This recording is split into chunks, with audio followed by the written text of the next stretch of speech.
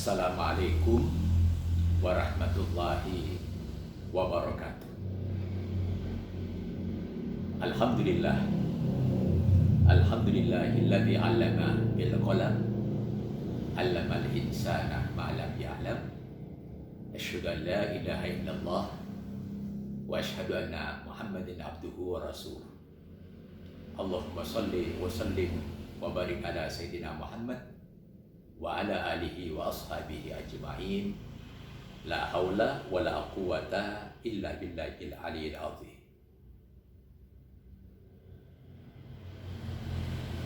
Hadirin dan hadirat, kaum muslimin dan muslimat di mana saja berada, puji syukur mari kita panjatkan kehadirat Allah Subhanahu wa taala. Karena kita termasuk umat yang sudah menjadikan Islam sebagai pilihan kita, dan di dalam kita beragama kita diberi tuntunan oleh Allah Subhanahu wa taala melalui Rasulullah Muhammad SAW. Tuntunan itu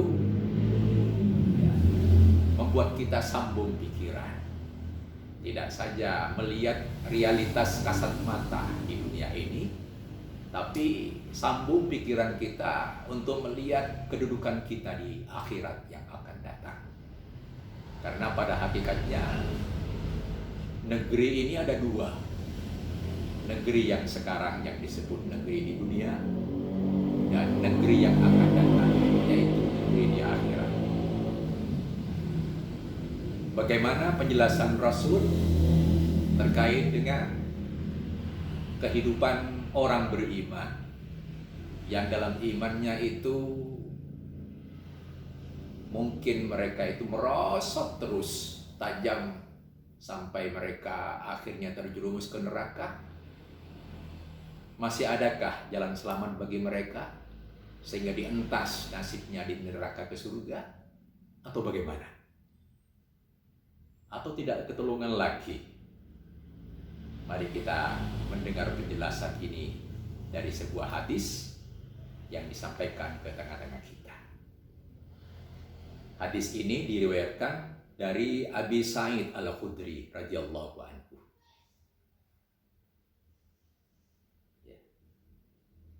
Dia berkata, "Anin Nabi sallallahu alaihi wasallam qala." Dari Nabi sallallahu alaihi wasallam bersabda, "Yadkhulu ahlul jannati al-jannata wa ahlun nari an-nar." Suatu saat yadkhulu, telah masuk ahli surga ke surga, dan masuk juga ahli neraka ke dalam neraka. Ketika mereka sudah dalam posisi seperti itu,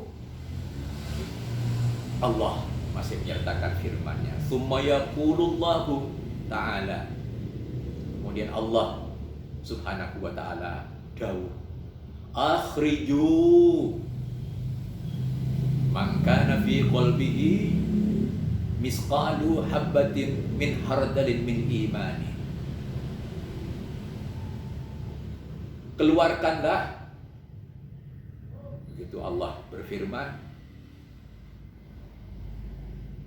dari neraka, maksudnya man kana fi qalbihi misqala habbatin min hardalin min imani. Orang yang di dalam hatinya masih ada benih sebesar biji sawi dari iman.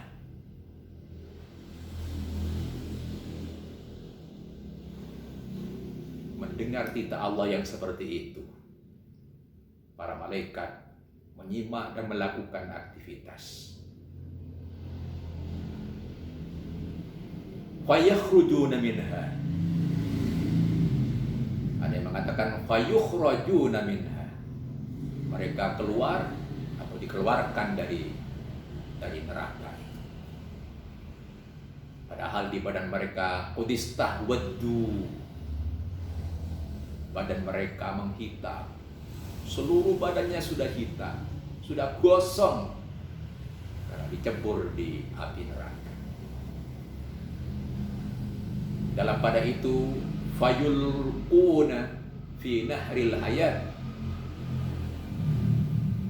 fayambasuna kama tambutul hayya fi janibis sayr. Kemudian mereka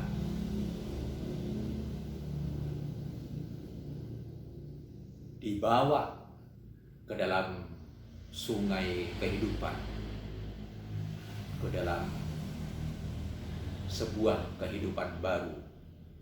Wayambusuna, kemudian menjelmalah mereka kama tambutul habbah fi janibis sayr, seperti tumbuhnya biji-bijian di tepian perairan. Jadi dalam kondisi seperti itu mereka sudah diintas, sudah di neraka. Mereka dibawa ke sebuah sungai yang disebut sungai kehidupan atau di seputar situasi seperti itu. Lalu mereka tumbuh seperti tumbuhnya tumbuh-tumbuhan di tepian sungai. Dalam kondisi seperti itu, alam taro annaha takhruju safra multawiyah. Adakah Anda tahu, engkau tahu,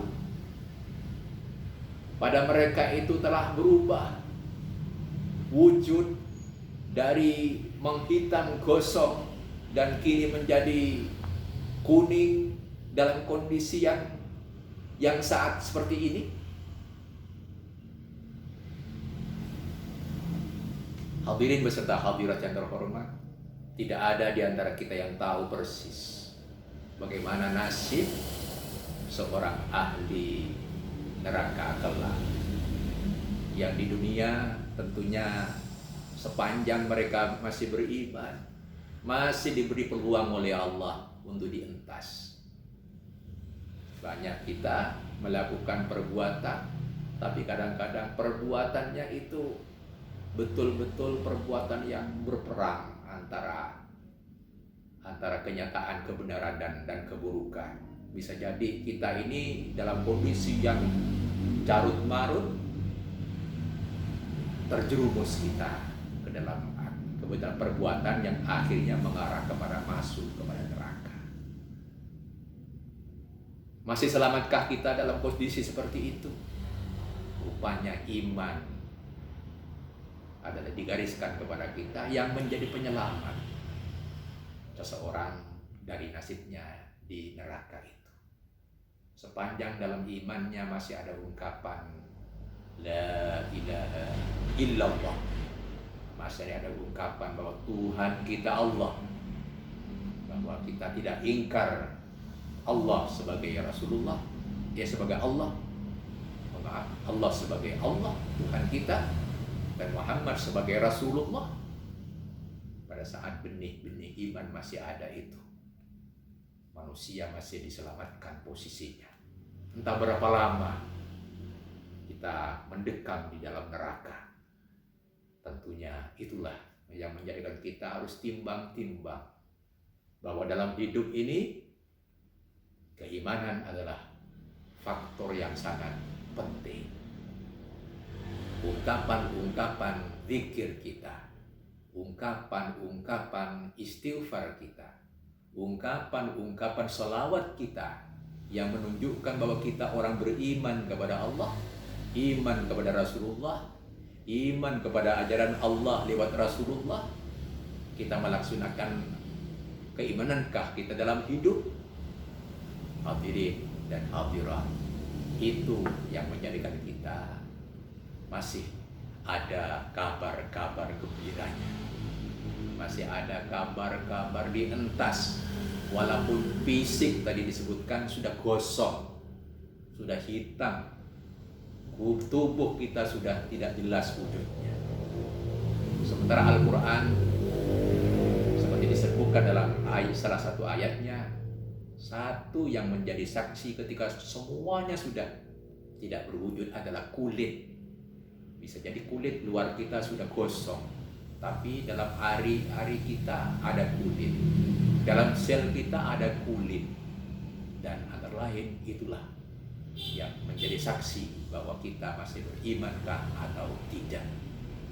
Tatkala masih beriman kepada Allah, beriman kepada Rasulullah, dan iman-iman yang lain yang disebutkan dalam rukun iman, maka kita insya Allah termasuk orang yang masih diselamatkan. Oleh karena itu, mari yang menyimak ini janganlah bermain dengan iman. Perteguh iman kita, ya, persegar iman kita. Kita terus tambah keimanan kita kepada Allah dan Rasulnya dan semua ajaran yang disampaikan. Dengan begitu insya Allah kita termasuk orang yang selamat fid dini wad dunya wal akhirah. Sekian, mudah-mudahan bermanfaat dan maslahat.